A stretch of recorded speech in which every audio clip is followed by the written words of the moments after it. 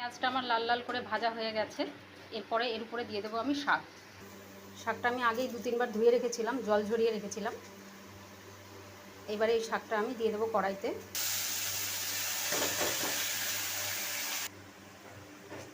এটা আমি নেড়ে দেব। এর মধ্যে দিয়ে দেবো নুন, হলুদ, কাঁচা লঙ্কা দিয়ে চাপা দিয়ে দেবো। 3টে কাঁচা লঙ্কা দিলাম ছোটো সাইজের। হলুদ দিয়ে দিলাম, পরিমাণ মতো শাকের নুন দিলাম, কারণ পেঁয়াজের নুন দেওয়া ছিল তখন। এবার এটি আমি দেবো নেড়ে চেড়ে দেবো আমি ঢাকা দিয়ে। এবার কম আঁচে এটা হবে, যেটুকু জল রয়েছে এই জলে সুন্দর করে ভাপে সেদ্ধ হয়ে যাবে।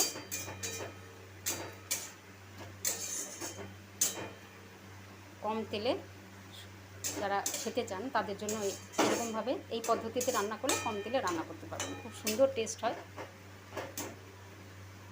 জলে ভিজিয়ে রাখলে কি হয়, এটার কষটা বেরিয়ে যায়, সেজন্য কষো ভাবটা লাগে না। হালকা একটা পেঁয়াজ দেওয়ার জন্য হালকা একটা মিষ্টি মিষ্টি ভাব আসে, কিন্তু এটায় কোনো মিষ্টি দেওয়ার দরকার হয় না।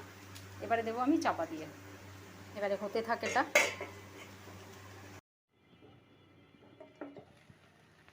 ঢাকনাটা তুলে দেখবো এবার হয়ে ঠিক আছে কিনা। মাঝখানে আমি 2বার ঢাকনা তুলে নেড়ে দিয়েছি তলায় লেগে গেছে কিনা দেখার জন্য।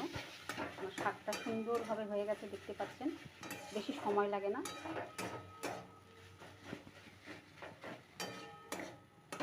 নুনটা টেস্ট করে নিলেই হবে। তো আমার মনে হয় ঠিকই আছে, আমার আর টেস্ট করার দরকার নেই।